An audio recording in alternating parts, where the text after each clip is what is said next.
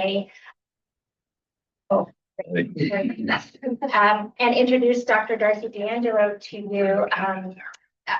It's been really exciting to find out that this scholar has joined us on this side of the border. She's at the University of Alberta. They scooped her up from the University of Oklahoma, where she had been previously. She did her training at McGill, so she's not unfamiliar to this part of the world. But she works, as you'll hear, she's done most of her field work in Cambodia, but I learned also today she did some graduate work in Tromsø in Norway. So we have a Northern Lights connection that I didn't know about. What's really striking about her portfolio and why we chose her is that she works across a lot of different formats. So her first book, How to Love a Rat, which my debates class is reading, we're just absolutely loving it. She's written this, which is, what they call a standard ethnographic monograph, but she did it in a collaborative setting. So with a group of other writers who the entire process are writing in community. And that's something we've been trying to do more and more here at CERT, is writing in community with our graduate students and with each other. And since this came out, she is now working on a trade book, which continues her work with rats, but not limited to Cambodia. So I'll let her tell you about that. And she has also worked in visual anthropology. She received a Winter Red Film Foundation grant. And so, and you could read her writing on Sapiens, which is a blog that a lot of us love, and that's suddenly losing its funding. But a lot of her work, it really embodies some of the things I know many of us value here. So a work that is important and timely and political, but able to reach a really wide range of audiences through different kinds of vocal values. So it's really, I feel so fortunate to have participated today with you, and I look forward to more. Before we start, I do want to say just two things. So first, thank you to Dr. So Animal Ethics and Sustainable Leadership Program also is a sponsor of our event today, and as well the University of Waterloo's Department of Anthropology. My co-conspirator, Dr. Adrian Lowe, over there helped to coordinate double header for her to talk here, and then give the Sally Weaver Tremblay lecture at Waterloo, so that we lower the carbon footprint and share costs. So I'm very grateful to Waterloo, and I'm also grateful to my chair Andrew and our admin staff who facilitated all of these details that go into these kinds of things. So thank you to everyone, and come to the reception where I will be happy. All right, thank you and welcome.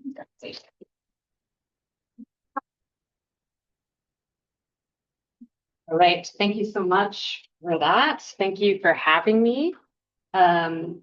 Yes, I have built-in redundancy with the analog version as well, so I just have to get that out just in case some disaster happens. So this is actually a map from nativeland.ca, which is like a kind of map of the Indigenous land crowdsourced by researchers in Canada. And well, even though we've already done the land acknowledgements for Ontario, I also wanted to do land acknowledgements from where I'm from, which is where I've traveled to be here from, and what many today know as Alberta. And Alberta, it's and especially the university where I work, its buildings, labs, and research stations are primarily located on the territory of the Cree, Blackfoot, Métis, Dana, Haudenosaunee, and Anishinaabe lands that are now known as part of the Treaties 6, 7, and 8 and homeland of the Métis. So the university and I try to offer respect to the sovereignty, lands, histories, language, and knowledge systems and cultures of First Nations, Métis, and Inuit nations. And even though these are kind of we just kind of do these now as part of our course, I do think that they're really important. And especially as a person who's studied military wastelands where land and power are actually really imbricated with US imperial projects, it's really important to do these kinds of Truth and Reconciliation Commission advisories, especially when they come from the people themselves. So, so I just also want to start off by saying apologies for showing you some of those images without warning, which doesn't seem to work with the Zoom thing. I think. Yeah. Thank you. So this, the title is dropped by the caption from the Zoom, but this this talk is actually called "What Kind of Animal Are We?" And so it's not actually totally about the landmine detection rat project that I did. It's about other kinds of pest management strategies that I've started researching. And I do want to first mention that some of the images in this PowerPoint can be a bit disturbing. They involve like different forms of pest control and also different forms of organisms that we're not like huge fans of. So you might see some images that you don't want to see or that we don't normally like to look at. And so those are just, I want to warn you about that. And if anyone needs to get up in the middle because they find it too gross and they're too phobic of them, then totally do that. Like, don't feel stressed about that. As an introduction to myself, like this project is like a second project of that's now being was awarded a SSHRC for an anthropology of rats and rodent science communication, a comparative study of pest knowledge producers in British Columbia and in Alberta. But it was kind of motivated by the first project that I did, which is on landmine detection rats, which is from the book How to Love a Rat. And so my second book project is on it's tentatively titled In Defense of Rats, and it's a trade book with Live Right, a W.W. imprint, and we're working on different chapters or different rat-human relationships throughout time and space. So that's sort of the trade press, but then it's kind of developed into a second research project on pest management, specifically rodent management. Okay, imagine a world after humanity. A landscape littered with metal and glass, leaning ruins, and thin bits of plastic emerges from the earth, where the very soil has been replaced. A takeover of moss and other vibrant greens atop dirty, polluted layers, remnants of human life. Of course, the look of the earth after humanity is gone, changes depending on how long we're gone for. So large buildings would remain intact for about a year, but the water left over in the pipes would freeze and burst them. With no fire brigades, fires would destroy forests and suburban residences after lightning strikes. After humans are gone, the cities rewild. While concrete and glass do not break down easily, they do decay, and weeds pierce through them. Falling debris breaks glass, and eventually moisture allows black mold to spread like paint over the facades of buildings. Urban architects tell us that mostly after humanity, we would be struck by the silence. The negative space of our noise leading to a muted world, a world where symphonies of insects would eventually emerge to replace the hum of traffic, the voices, the buzz of electricity. We currently cause so much sound pollution, it's been correlated to increases in cardiovascular disease and the disruptions of animal migrations and habitats. The silence would attract wildlife, both urban and rural, to emerge from their hiding. After all, who rewilds the cities? The best survivors in this world are those who can live among the permanent toxins and waste we humans leave behind. The ones we have allowed to adapt to poisons, the ones who, by their very nature, flourish in our waste.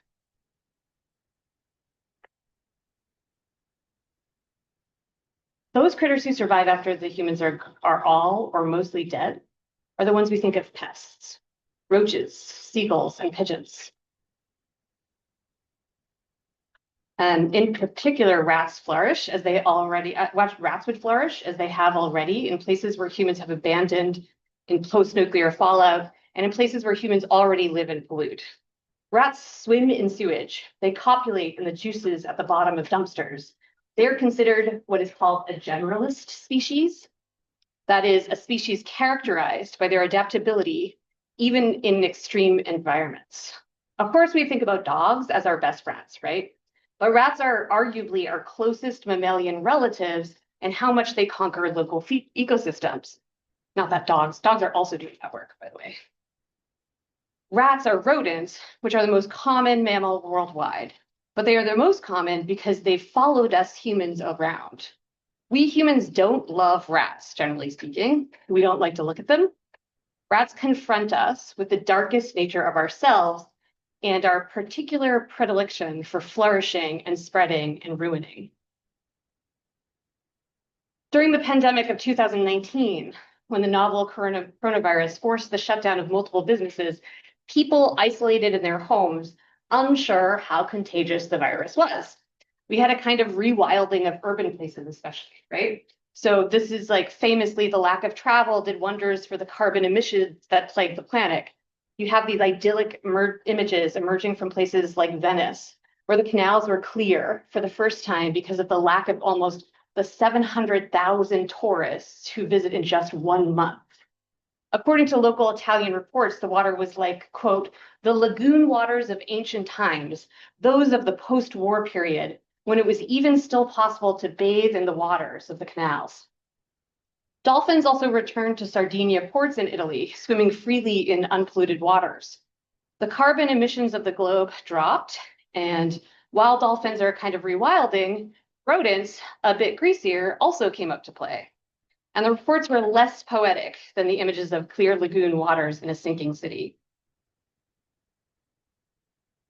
Quote, COVID caused a plague of rats in France, reads one headline.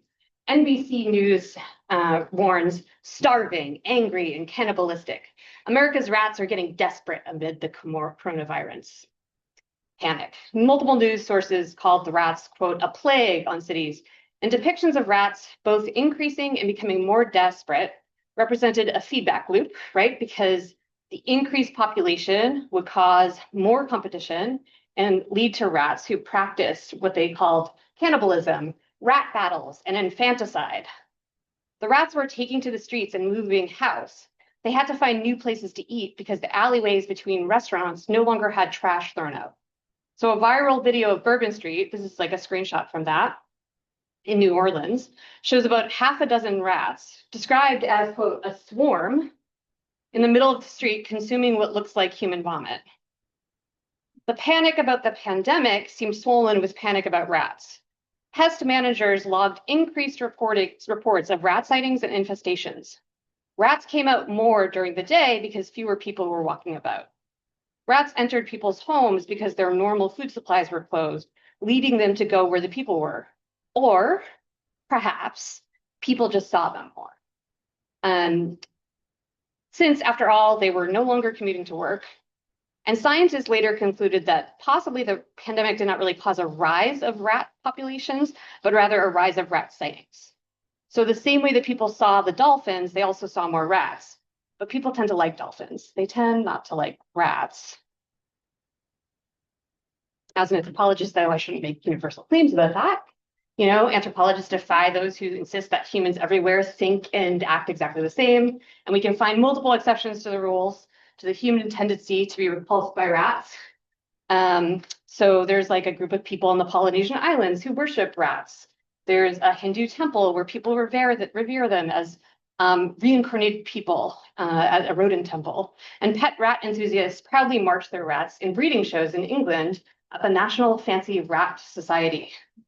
But let me just insist, humans don't usually love rats. So 10,000 years ago, after modes of production shifted from prehistoric foraging to more settled type of agriculture, what we now call pests co-evolved with humans. Humans have come up with all sorts of reasons to hate rats, and pests, like rats, spread disease, but also I'm going to argue that humans hate them for other reasons. First of all, we find them ugly, and rat habits disgust us. Rats eat and contaminate our hard-won food. There are 56 animals in the rodent species Rattus, but they have multiple relatives in their larger order, Rodentia, who look just like the common brown rat, which is the one we're mostly familiar with, which is also called the Norway rat. These are the two most common rats that we're familiar with. Oh, excuse me, sorry. The name rat applies to even organisms beyond the Rattus family, like pack rats who have lived in North America as early as the Pleistocene period, which was 2.58 million years ago to 11,700 years ago, and have left archaeologists fantastic evidence of ancient environmental change with their fossilized nests and collections. Other animals who carry the name rat but are not technically Rattus take on human waste all the same. For example, the landmine detection rats who I study, they are actually Gambian pouch rats, but they're not actually Rattus. They're They're a different kind of, a different kind of animal, but they're part of Rodentia. But rat then becomes like a name for a rodent that looks like this, right? It's like when we think about the word rat, that's what we think of. And mostly they're characterized by a long naked tail that takes up half their body length. And all of these rats are also generalists, like humans. Despite having shared attributes, humans find them ugly. Consider the rats themselves. Their bodies feed into a kind of stereotype. Their eyes glow in the dark. They have teeth that chitter, and we really hate that tail. Have you ever wondered why a squirrel is cute, but a rat is not? A squirrel is also part of the Rodentia family. Why don't we squirm when we see them? A squirrel not only has a fluffy tail, but if you've ever seen it move, it bounds like a rabbit. A rat runs so fast and twists its body so magnificently, it seems alien. It can squish itself through cracks and crannies. It never bounds like a squirrel. Most of the Rodentia species that look like rats also move in ways that repulse and strike fear. When they move, they also leave marks from oils in their fur, which catches dust and smears onto the corners of a wall and floor where they run along. The oil called sebum serves a biological purpose to keep rat fur strands flexible, but sometimes results in coagulated spots on their back. The males in particular produce a kind of orange film that can form what is called buck grease. Because they are naturally prone to running near surfaces to keep safe, their grease leaves traces behind them and smells. So you can always smell a rat if you're well practiced.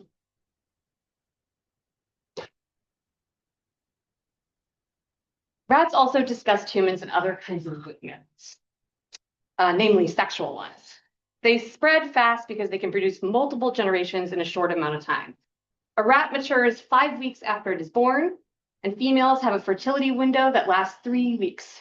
These rats are blessed with what's called duplex uteruses. That is, the uteruses have 2 horns where multiple eggs can implant, allowing them to have up to 20 pups or kits or pinkies, depending on what you like to call rats, hairless baby rats. The mother rat can get pregnant immediately after giving birth to her litter. And rats, both males and females, seem to love sex, like a lot of generalists. They have multiple sexual partners, and like humans, they don't have a breeding season. So humans have long observed how slutty rats are.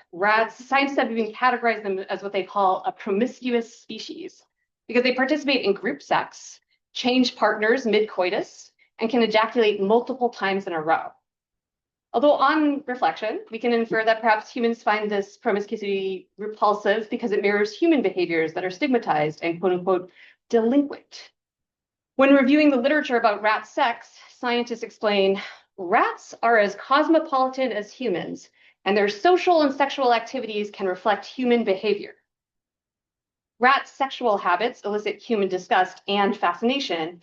In the earliest book dedicated to rats, 19th century writer James Rodwell writes that 2 rats are capable of producing so many litters that they become 1,050 in a quick 4 years, which he connects to, quote, their hot blood, which also leads to cannibalism of rats who are sick and injured.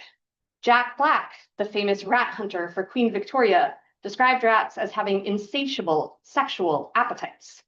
In the mid-20th century, scientists attempt to castrate rats who engaged in non-procreative sexual behaviors on the assumption that such behaviors were unnatural. Queer theorists have more recently taken on these studies, pointing out that many of the so-called unnatural sexual behaviors in rats were categorized so only because humans already stigmatized them in their own species. So people have yet to defend, though, them having sex in sewers and trash. So over a quarter of the world's human population still derive their livelihoods from agriculture and as a full-time occupation, while the rest of us depend on this agriculture for subsistence, so do the pests. Rats not only eat our food, but also contaminate it. Humans spend months growing grain. They take wheat. You have to till the earth. You have to plant seeds. You have to water and feed the stalks. Then you have to gather the stalks and thresh them. It's grueling work, even in industrial farms. Then you store the grain for long, hard winters. Rats destroy these stores in one day. They do this by urinating, defecating, and eating. Rats, like all mammals, produce excrement. They tend to poop as they scamper and eat. A single rat produces up to 25,000 droppings a year. And for those doing the math, that's 68 droppings a day. Beyond feces, they also urinate, and the males will mark their way as they go so they can leave piss in human food and human residences. This happens everywhere there is agriculture, and almost everywhere there are humans. Okay, I will say there's an exception to this rule in Alberta. There's no residential rats, so they're not happening. It's not happening in Alberta. According to the Illinois Department of Public Health Prevention and Control, rats both contaminate and consume 20% of the world's food supply a year. Furthermore, any human who has to store their food could be repulsed by the rodents who also happen to ruin their livelihoods on a regular basis. So droppings are also the one sure way you know you have a rat infestation. Otherwise, you can't really see them. They are unheard and unseen. Because they poop so often, a human can become aware of their presence very quickly. Because they're a generalist, they can also eat almost anything. They feed on waste, not just trash and junk heaps, but also sewage waste. Some sewage workers have pointed out that rats consume waste in the sewer as well as finding shelter there. They swim through human feces to get into homes, since sewage pipes connect us all through a network of materials we'd rather not pay attention to. They can also tread water for up to 3 days, and they can hold their breath for 3 minutes. That's why they can survive swimming through toilet pipes. The Gambian pouch rats that I study, or landmine detection rats, are actually an invasive species in Florida, and the ones that usually crawl up the pipes that are the giant rats, they're the Gambian pouch rats. So while that's disgusting at first glance, it might also be helpful for thinking of them in the sewage, because those same workers in sewage systems have suggested that rats, when they consume human waste, they're relieving the pressure of aging pipes, allowing for a freer flow. Rats will help rewild cities once we're gone because they survive pretty well even without humans. So despite being called what is anthro-dependent, they do not depend on humans for survival, only for their spread.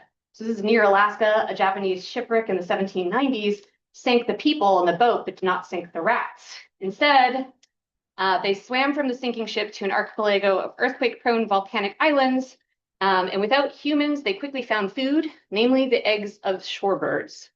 They destroyed the local ecosystem's population of a specialist species, which is the opposite of a generalist species, critters and plants who depend on a narrower niche. Despite having their name officially changed after a rat eradication program, they are still called the Rat Islands. Even on islands like the Rat Islands, and there are lots of rat islands across the world because there are lots of shipwrecks. There's lots of colonization, and the rats usually escape the ships onto the islands. They actually, even with a tiny starter population, 30 to 33 rats can quickly overcome inbreeding, and they produce 3 generations a year, escalating quickly to a residential population, as they did when they reinvaded another island in New Zealand in 2002. So they swam 2 kilometers to the ocean, to the shores, and despite repeated efforts in the 1990s, they kept reemerging in New Zealand, a threat to the local bird specialists, gray-faced petrels, who were essential parts of the island ecosystem, and humans have to continuously keep an eye on these islands in order to protect the specialists. So officials estimate that the New Zealand rat island, a tiny island with just a mere 43.51 square miles, had an estimated 200,000 rats. That's over 4,500 rats per mile. The island is mountainous though, so imagine even smaller geography since the rats are likely to congregate in denser populations, denser infestations, especially at the shore where they consume the eggs of the baby birds. Rats scurry over the rocks of the shoreline, sneaking into nests and grasping eggs with their forepaws. They tear off a piece of these baby birds before the birds even have time to gestate completely, and the cries of mother birds wail above them. In images too, you can see this from this photograph. There's a New Zealand photographer documented ship rats attacking fantail chicks alive, consuming little feathered bodies. Fantails are small birds, at most just over 8 inches. Their tail feathers expand behind them like pretty little mini peacocks. They build cone-shaped tiny nests. And unlike humans and rats, they are specialists, not generalists, meaning that they are highly dependent on certain kinds of insects and habitats to survive. Adult fantails who stayed at the nest to protect their chicks also were eaten by these rats. So given the scenes of a rat eating a live chick of a pretty little bird, it's easy to side with the specialist species. And they're more vulnerable. The eggs, after all, are defenseless. The chicks, too, can neither run nor fly away from the predator that is the rat. And yet the rat's talent for success and adaptability in this new ecosystem, in many ways, mirrors our own. Besides, let's not forget how the rats got there in the first place, the same exact way we did. So who deserves the reputation of being sneaky, predacious, and swarming? We define pests as animals who hang out with us but do not benefit us. So anthrodependent and synanthrope are just two of the terms of the creatures who cohabitate with us, but also bother us and bother the specialist species that we take a liking to, not all specialist species, like the fantail chicks. We should take a better look, though, at why they're doing such a great job. Cockroaches stream in massive hordes onto human trash, consuming whatever seems the least bit edible. Gulls float above junkyards, feasting and nesting in heaps of garbage. And rats, well, they swim in our sewage and mate in our dumpster juice. They all flourish in our wastelands. Even though rats seem alien in their capacities to survive and move, we ourselves are also generalists like them. And the most common rat in our contemporary world is the brown rat, Rattus norvegicus, the Norway rat, also known by a wide variety of names that reflect human relationships with them. Lab rat, pet fancy rat, and sewer rat. This rat was not always the most populous in the world and only had the opportunity to spread with human sea travel, industrialism, and colonialism. Rat history and rat evolution is intimately tied with human history and human evolution, especially of white settlers. So I just want you to look at this map of European colonialism and then look at all the rat residences in the world and how they mirror each other. So you can see that the rat really has spread everywhere that humans have spread when it comes to spreading cities and supremacist power, in fact. So humans have thought of themselves as, quote, culture, overcoming and opposed to, quote, nature. But in reality, we are not a singular set of species. We spread across the world with another set, an entourage.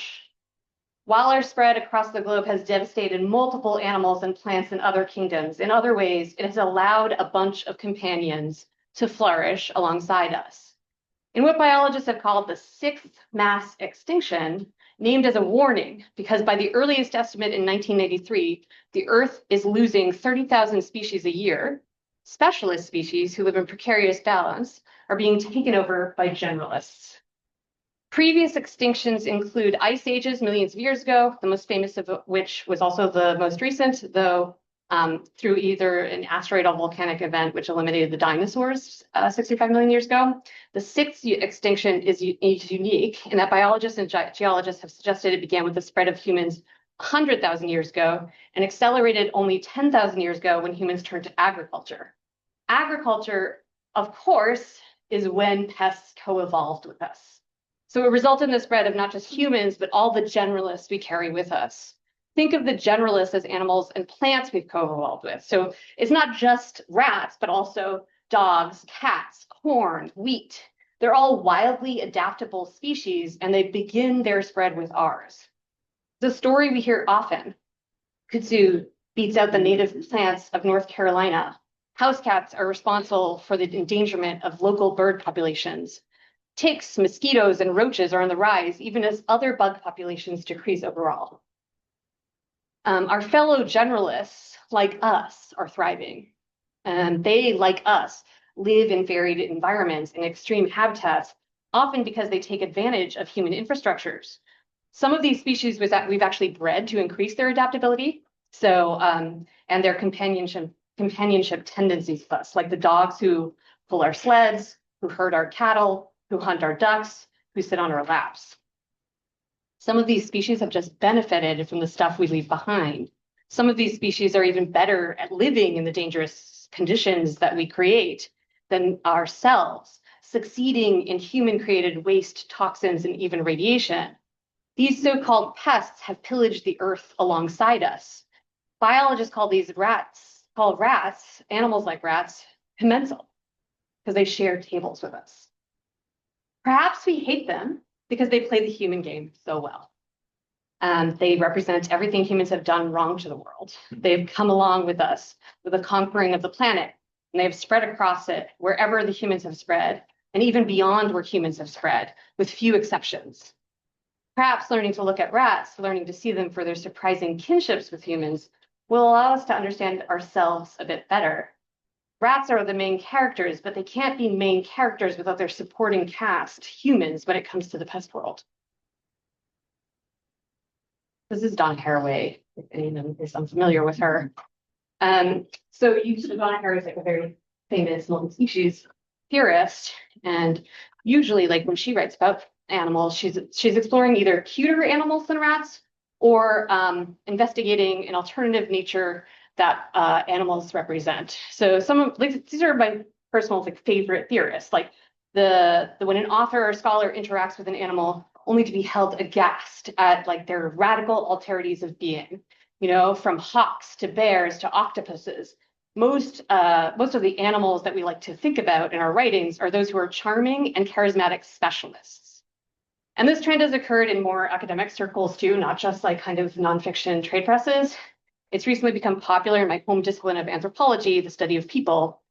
Terms have emerged for this, like the anthropology, quote, beyond the human, the more than human community, or the one that I use is just human, non-human relations.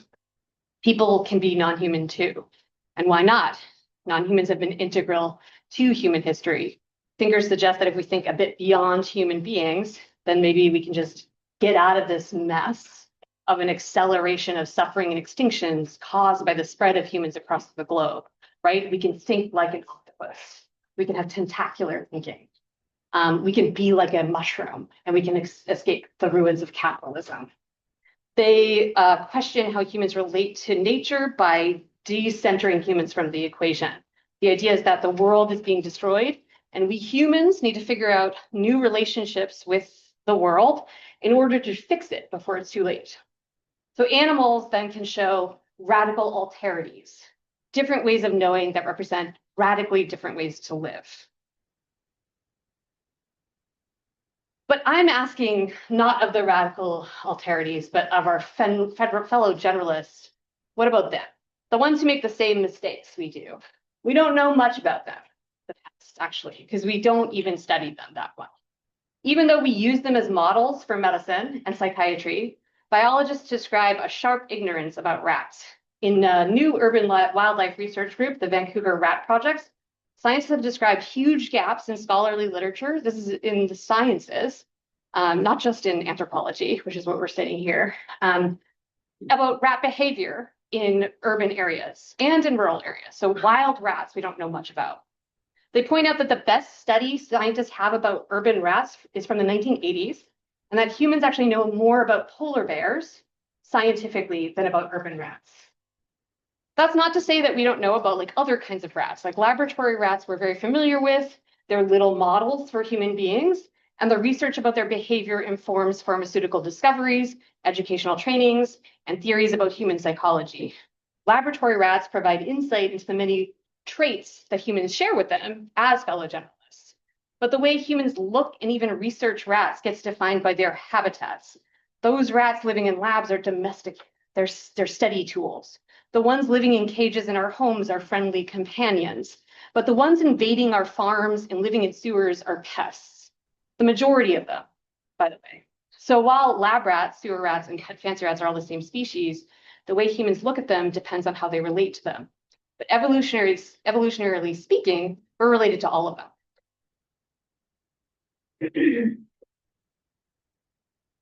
It also turns out that rats are actually easier to love than at first glance, depending on the setting or the person too. They like to laugh. They're affectionate. Rats are quite relatable, and why should we find their predilections so disgusting when they're so similar to our own predilections?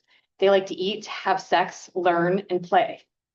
Biologists will be one of the first people to tell you that we can use them as analogies for humans because they share DNA, neurochemistry, and behaviors. And like humans, despite these multiple atrocities, rats are lovable. Can we explore this mixture of love and disgust they evoke, demanding us to reflect on why we don't feel repulsed by ourselves in the same way? Why pin it all on pests? Rats demonstrate how closely related humans are to the pests we carry along with us over the course of our history, suggesting that certain kinds of nature are closer to us than we suspect. That is, some animals, specifically pests, are easier to understand than others because we share more kinship than we like to admit with them. So studying rats shows us one of the non-human beings that have become part of human life through population health events like the rise of cities, through pest management, through domestication, and laboratory life. Rats are special because they illustrate behaviors and patterns of being human that most humans prefer not to see or acknowledge. This is not a righteous condemnation of rats and humans. Let's change our minds about that. Let's acknowledge what our kinship with the most populous mammal on Earth really means. We might also be pests. Rats are social animals like humans. Social animals, as they're called, are animals that interact with their fellows in semi-permanent communities with specific rules and roles. Social animals can easily be domesticated because they exist in a family structure where humans can take on family roles the animals understand. So it works trans-species. So a human can become a kind of canine pack leader with dogs, a head rooster with chickens, and a porcine mama with pigs. This works better or worse across species depending on how well humans and these non-humans have co-evolved. And we can find evidence in history of how humans have mixed feelings about rats in this way from the get-go. So even James Rodwell, in that first comprehensive tome that identifies rats as being inherently destructive, incestuous, and cannibalistic, also tells us that people have a, quote, unreasonable fear of rats. Rodwell describes being charmed by how rat mothers snuggled with their babies. Once he was so taken with the way a mother rat had protected her babies from other creatures that from a ferret, he fed her extra food in order to help her nourish her young. And that was even though he thought of rats as a menace, a potential cancer on British society. But he found that the mother was the, quote, kindest of nurses. He recognized them as altruistic and even friendly to humans who were kind to them. So, Jack Black, he was actually one of the biggest rat catchers who also sold rats to people who used them as pets. So Beatrix Potter also had a pet rat. That's why she made that children's book where you can see this picture of the rats in the rolling pin. It's a famous Beatrix Potter book. So when the term sewer rat came about, it came about at the same time as the term pet fancy rat. So these pet fancy rats were bred from the same men who spent their days catching and exterminating sewer rats in the 19th century. And fancy rats are the same species as sewer rats. They're just the ones that they bred. They were like, well, these ones that are nice color, and they bred them and then sold them as pets. Pet fancy rat shows have continued today with hundreds of rat enthusiasts who discuss how affectionate, clean, and most ardently, how smart their pet rodents are. Rats on TikTok and other social media, like most pet views, find millions of viewers and commentators. The British-based National Fancy Rat Society has at least one rat show scheduled for every month, oftentimes multiple shows in multiple months. And the American Fancy Rat and Mouse Association is more centralized in Southern California. It attracts pet owners from all over the continent to show their rats. And rats have also proven themselves invaluable for various human endeavors, from labs to more recently war zones, which is where I study the landmine detection rats. Their social behaviors illuminates our social behaviors to the point where scientists make surprising discoveries about rats that upend accepted norms about humans. So I went to visit this Japanese scientist, Shinpei Ishiyama, who has been studying the mystery of ticklishness specifically. And rats are ticklish, which is really unique among model organisms. Lab mice are not ticklish. Lab rats are. So he tickles rats, and he's like very shocked at the way that he's discovering there's like a kind of non-binary pleasure when it comes to rat ticklishness. For example, ambiguous desires, he describes it as. He originally tickled the rats and then proved that they were laughing and they were ticklish and they could be tickled. Really unusual. Because humans can tickle dogs, but it's really unusual that a rat, which is not really a domesticated species, is ticklish from a human. Then he was like, I'm going to have the rats decide if they want to be tickled, right? He didn't want to like just force them to be tickled, and he didn't really force them. He puts his hand down and they run back to get tickled. But there's like a nose poke button, which is like how rats in studies pick a reward. They poke their nose on a button. And I'm just demonstrating. And so he got this nose poke button for the rat to call down a hand to tickle them. And what he found was they did this really weird thing. They would freeze like as if they were afraid, and they were like, ugh, and then they poked the button. And so he was like, it's so weird. He was like, that's not a yes or no binary of desire, which is how we usually measure rats. Like, and that's what we then translate to humans.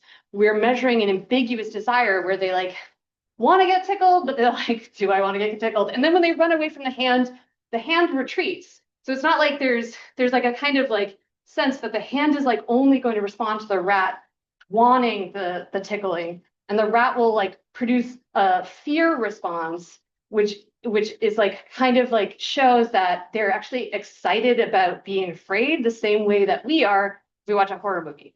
And he was like, I don't watch horror movies, by the way. And he was like, also, I hate being tickled. So it's like also, it also depends on the rat. But he's like, the nose poke shows this kind of ambiguous desire in model organisms, which we can then translate to human desires, which also can be ambiguous. And we can see that these like binaries of like desire, yes or no desires, are actually kind of false binaries. And that's a really interesting conclusion, especially when it comes to animals, who we've always kind of like in animal psychology studies, we always thought of them as having kind of like operant behavior that's yes or no, you know? So it's like, oh, they're like a little bit like humans. And then we have these rats. Oops. Beyond what they share in common with humans, rats also have talents that are beyond human. So like extraordinary senses of smell and hearing. Their sense of smell is currently being used in countries like Tanzania, Mozambique, and Cambodia to detect tuberculosis in labs and detect bombs in the ground. In Cambodia, deminers will describe their landmine detection rats as sisters, friends, and babies. And these landmine detection rats snuggle with their human handlers. At first, one deminer told me, I thought of rats as pests, but now I think of them as my very best friend. For the humans who detect and detonate landmines, the landmine detection rats help them rid their country of remnants of war. In Cambodia, the Vietnam War waged in the 1960s and 1970s resulted in the US dropping bombs in the country of Cambodia, which was neutral, as collateral damage. The war in Vietnam was part of bigger imperial projects where the US and Russia engaged in battles over ideologies of the Cold War. Of course, it wasn't cold in countries of Africa, South America, and Southeast Asia, where battles played out with real lives. And Russia and China funded communists in Southeast Asia, and the US and other Western countries like France funded capitalists in Southeast Asia. So bombings in Vietnam was a way for the US to fight the USSR. From 1965 to 1973, President Richard Nixon and Lyndon B. Johnson afterwards ordered over 2.5 million bombs to be dropped on Cambodia to fight the Vietnamese communists, despite the fact that Cambodia, as a sovereign nation, was technically neutral. As a comparison, the Allies during World War II dropped just over 2 million tons of ordnances over the entire battlefield of Europe, which is a much larger geographic area. When US troops withdrew from Southeast Asia, they left Cambodia, one of the most heavily bombed countries in the world. And then that vacuum of power and disaffection with the US led to a rise of communist power, where a series of civil wars, beginning with the infamous Khmer Rouge in 1975 and ending in the 1990s, left the country riddled with millions of landmines, in addition to the bombs the US had already dropped. So then the rats and deminers end up saving thousands of injuries and lives and represent moves towards peace in still lethal battlefields. And rats there continue today to solve a problem that humans have created. Rats also have political status elsewhere in the ways in which they represent mischief. They also transition to symbolize a kind of rebelliousness. And this came to a head in the COVID-19 pandemic amid the disgusted headlines and panic about rats. When city rats lost their normal sustenance from restaurants and needed to look elsewhere, people also seemed to admire them, right? So rats migrated to the personal residences where people were isolating, apartments and houses, maybe keeping them company. Perhaps because of this perfect storm of increased rat presences and the decreased human movement, the summer of 2023 was also declared Rat Girl Summer, coined by Lola Coley, a writer and creator living in New York City, of course, inventing the rat as a rallying cry. Rat Girl Summer meant, as she explained on her TikTok video in June 2023, embracing, quote, rodent energy by, quote, scurrying in the streets, nibbling on our little snacks, and generally finding ourselves in places we have no business being. Rat girls, when gathered together, refer to themselves as a mischief, which is the same plural noun for a group of rats. They formed an online community widely dispersed and barely governed, just like rats, sometimes meeting at in-person parties to embrace their inner rodents. The rats, as a figurehead for this trend, came about because the ratly attributes also spurned the earlier trend by the rapper Megan Thee Stallion, who insisted that 2019 was Hot Girl Summer. So the mischiefs had none of that, countering that by enjoying the decay of staying at home all day and the need to forage due to inflation and the low wage crisis. Khaled said this was because this is about, quote, freedom from diets, workout plans, aesthetic content, or any kind of external pressure. Rat girls said they did not care what society thought about them because rats don't. Rat energy was about hustling without valuing the hustle as a moral primacy. Rats are survivors and they flourish in dumpsters in spite of low odds, a state of being that maybe feels familiar to those floundering just after the pandemic lockdowns that began in 2019, the supposed summer of hot girls notwithstanding. This state of being was perhaps especially relatable for women, US women confronted with the stress of the pandemic more than other demographic groups, only to begin the end of lockdowns with the retraction of their reproductive rights by the Supreme Court in the summer of 2022. These rights disproportionately affected those who must survive despite all odds, women of color, trans women, and marginalized rural communities. No wonder 2023 manifested rat girls, women who must assert themselves as more than productive and reproductive to survive the trash heap that is American politics. But rats, as a companion urban species, give these Americans hope that they can scurry in the fallen debris, leap, and maybe bite the tongues of those who try to shake them to death. Maybe, just maybe, we can survive an apocalypse. Marginalized communities who have felt violence and the end of the world as an everyday occurrence have long identified the rat as a kind of representative mascot, even before the attacks on reproductive rights. So queer theorists, as mentioned before, have already spent time defending rats and their promiscuity, their so-called, quote, unnatural desires that are all too similar to so-called human, quote unquote, delinquencies. Artists have taken inspiration from rats too. The rat becomes a subversive character. So in early 20th century African-American literature, rats became transgressive and environmental fugitives. That's from like a literary scholar analysis that appropriate these stereotypes. As a result, they become important figures in art and literature for marginalized communities. Kathy High, an award-winning queer artist, has a series of art exhibitions that have featured rats since the early aughts. In them, the rats and she live together, and she calls them her sisters. The performance artist pictured here, Zardulu, who has implied that she can take credit for viral videos of rats like Pizza Rat and Selfie Rat, depicts rats as helping her in creating a mythos of tricksters. Zardulu's tricksters tools, which include rats, according to one gallery curator of her work, reveals, quote, a truth that is far more powerful than a lie. Rats embody a mischievous and benevolent spirit in these art forms, a paradox of repulsive adorability. Sure, rats are sex-crazed, sinful, disease-ridden pests, and low class, but that also makes them stand for the underdog. That makes them stand for us.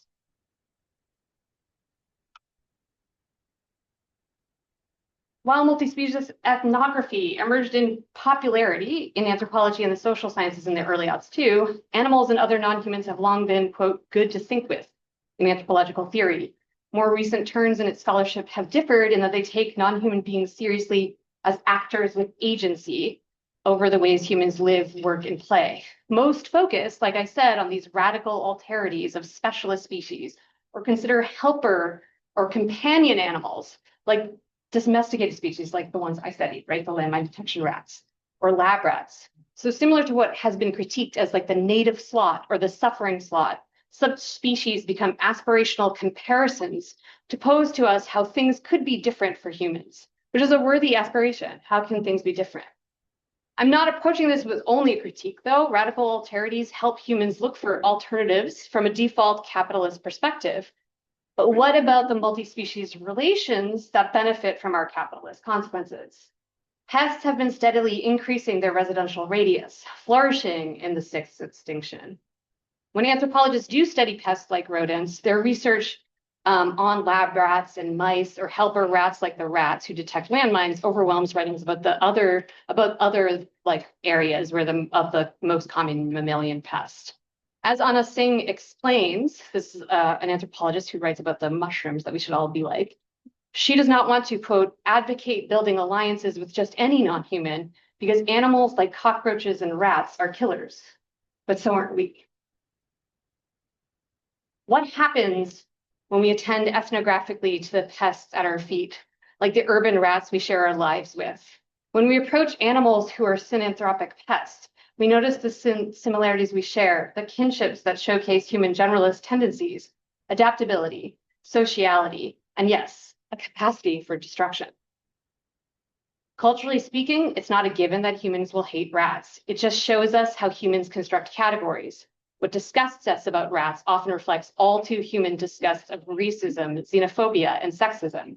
What makes us want to control rats as pests often parallels the ways that we colonize, amass wealth, and conquer what we call nature. As a researcher of humans, I'm framing my question about rats as a question about humans here. And forgive the bias, but as a human, I'm a bit anthropocentric still, even though I try hard not to be. I'm interested in the human story behind the rats. I approach the rats as our siblings. I see how they have traveled with us on a co-evolutionary journey from major population health phases of human life, like agriculture to plagues to industrialism. We've changed rats and they've changed us. Rats put up a funhouse mirror to human beings. City rats tell us what we throw out. Lab rats tell us how we respond to drugs. And in recent cases, scent detection rats tell us where we plant our bombs. But rats in general tell us more than that. They tell us a global history of the ways in which humans relate to their habitats. As cohabitants, rats and humans parallel each other in a global takeover of the world. Different species of rats and different human cultures showcase our peculiar relationship to our bizarro reflections from the ways in which we misunderstand them, the ways we aggressively hunt them down and kill them, and the ways in which we love them. We need to understand these reflections, whether they be pests, disease vectors, or beloved helpers, because they help us understand who we are. They show us how we've interacted with the animal and plant kingdoms in ways that move evolutions. We are part of the rat world as much as they are part of ours. After all, we are all social animals, generalists who are flourishing relative to the specialists. Let's look together at the animal kingdom's other generalists to understand how to better approach the impending extinction. Environmental concerns and anthropogenic climate change are pest management problems. How can we humans manage ourselves and our entourage of pests who live with us on this earth?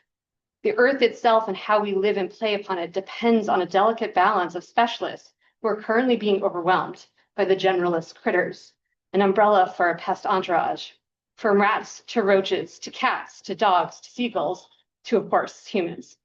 Thank you.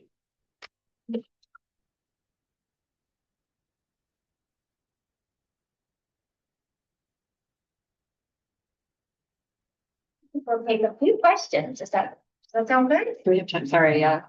That's true. It has to be. Yes. You're going to find it a bit of a coincidence that there should be somebody in the audience who actually used rats to find mines in the road. Oh, I don't find that, that's amazing. It is bizarre, and well, it's very intriguing.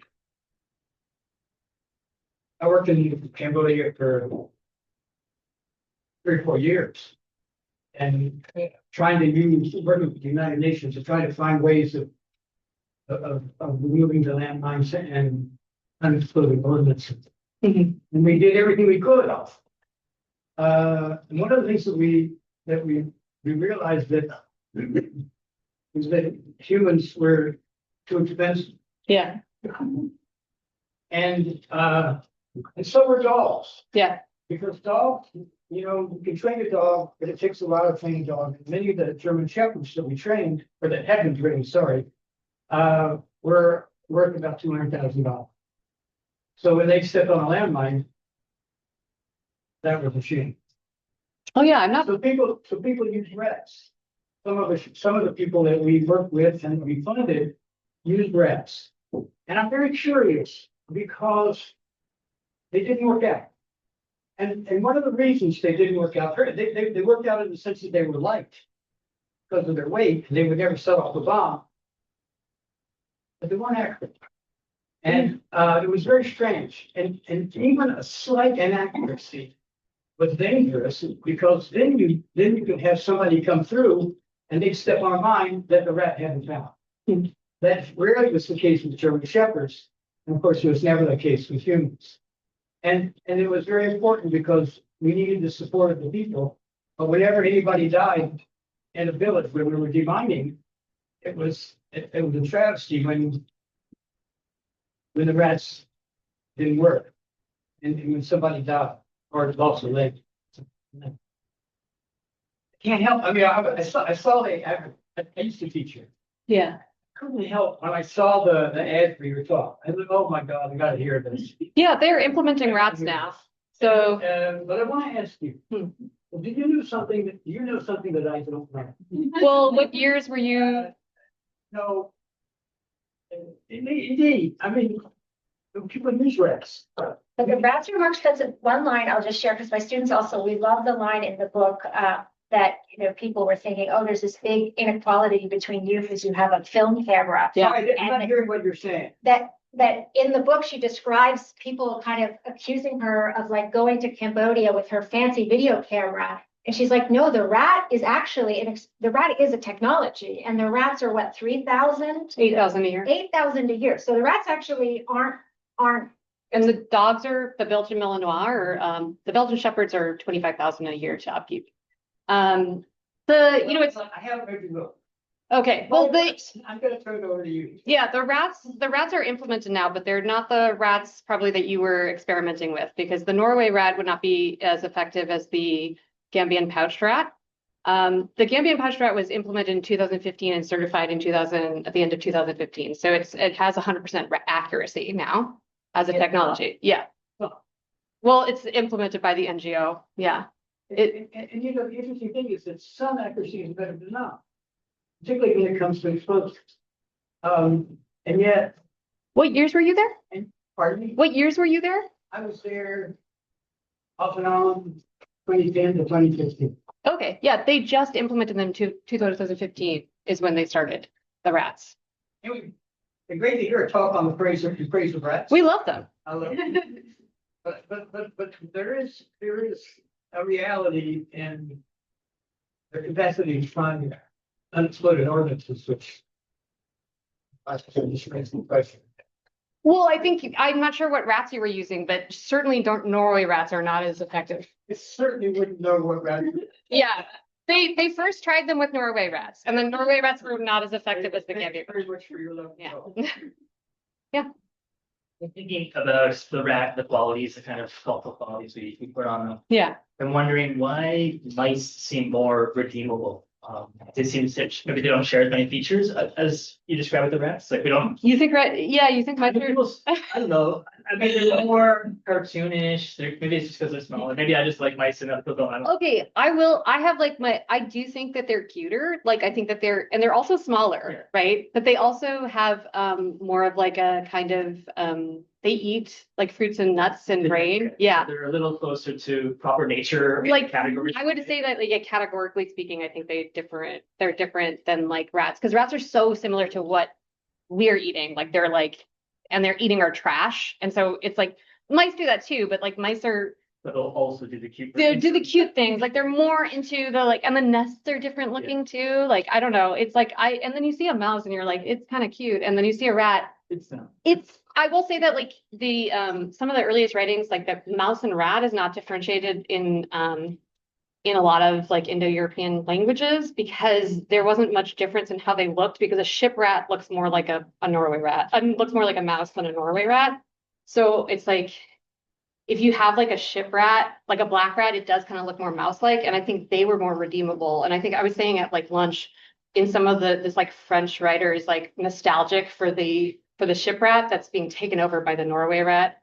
So because he's like, oh, Paris used to have like these cute little rats. And now it's like We have the greasy one. now we have the greasy ones. Yeah. I mean, they're greasy. Yeah. They're smellier. Yeah. Is it, okay, when you're telling people in Alberta that you research rats, what is the reaction that you get because of like the propaganda that they've gotten with kids so long? I will say the surprising thing about talking to Albertans about rats, and I have friends from Alberta that like, I don't like they actually respond to like rat extermination methods in a way that's like much more sympathetic to the rat than people who are more familiar with them, which is a surprising finding, right? Like usually there's propaganda for sure. There's anti-rat propaganda that's like very warlike. But then if you talk to people about like killing a rat, they're like, oh, like, and that's not something you find in places where people know rats, right? Like people, so it is like kind of, that's the unexpected thing. My follow-up story, have you ever done like a test between like a rat-like creature and then also a rat to see if Alberta can figure out which one is and is not a rat? Oh, I don't need to do a test. Like 80% of the Alberta Rat Patrol rat sightings are false positives. So they'll call up the Alberta Rat Patrol, they'll send in pictures. Like the director right now, her name is Karen Wickerson. She's like, I'm so glad I set up an email where people can send me pictures because I would have to go and visit and I'd be like, that's a muskrat or like an opossum. It was like not something like I'd have to travel. And she's like, now people can just send me a picture of what they find. And I'm like, that's not a rat. Yeah. You said that rats laugh. Do they have a sense of humor? Like, do they find this? That is not my expertise, but I will say there's like lots of studies that show that they have delight in learning. So there's like these studies of rats who play hide and seek. I don't know if you've ever seen those. Probably, I don't know, I've seen the videos, but like the lab rats will play hide and seek with the lab assistant and they'll, rather than accepting the reward, they'll continue the play. So they'll like just like hide instead of, and the reward is not a food reward, I will say. So it's like maybe they would accept a treat, but like the reward is like a pet and like that then they get like a little cuddle or something like that, which is something that they enjoy. And instead they'll just like continue playing the game. So they're very playful. They're very playful with each other. They're not, but they're playful like across species too, which again is like unusual, right? Like so lab mice, they don't behave a lot of the same ways. Even though we think they're cuter, they're like they're way more scared of us than rats are. And Shinpei Ishiyama, which like full disclosure, I'm like also co-authoring something with him. Is he the tickler? He's the tickler. He's actually not as good as tickling the rats as his PhD student. He says she's better at it. But he says that like it's actually a self-domestication process, which is really interesting, right? Because if rats can have this cross-species interaction and lab mice can't, it's like kind of this really interesting like self-domestication. Now it's hard to say too, because like we also were domesticating rats as soon as as soon as Norway rats came into being and followed us around, we started domesticating them too. So like is it self-domestication or is it just like a domesticated animal that we try to pretend isn't domesticated? That's the thing. But yeah, they laugh at like, I don't know if they laugh at jokes, but they certainly laugh when they're having a fun time. Yeah. Yeah, I have a question about rats and the sociology, social animal. Are they cookies, do they have have boundaries, do they have lock and gaps, or are they netted?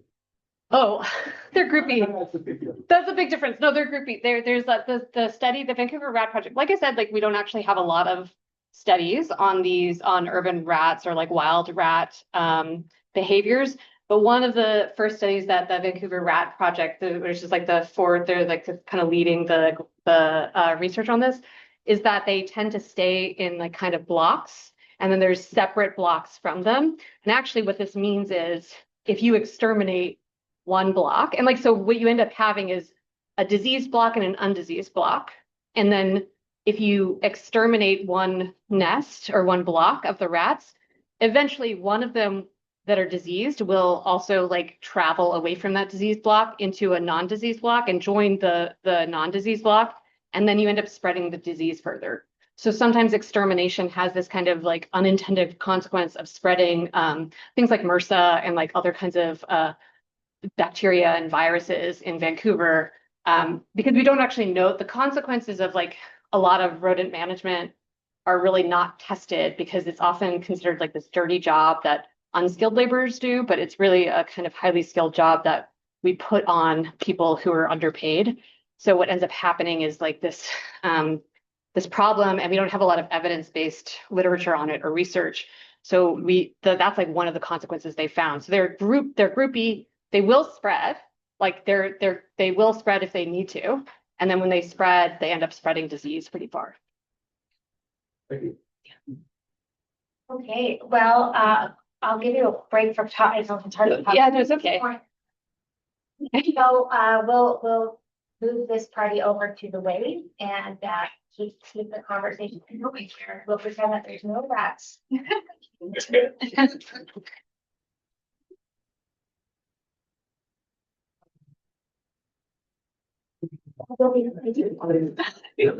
is there a happy laugh? Hey, Andrew. Hey, old man. How's it going? Good to see you, man. What's that? See you. Yeah, yeah. How are you? Well, You're okay? You got better? I'm still kicking. Warmer than other people. Oh, it's kind of sorry. Yeah. Do you have a timeline? Yeah, I'm supposed to send it to my editors. I told them I would send it by the end of August, but I haven't sent it by the end of August. So they were like 20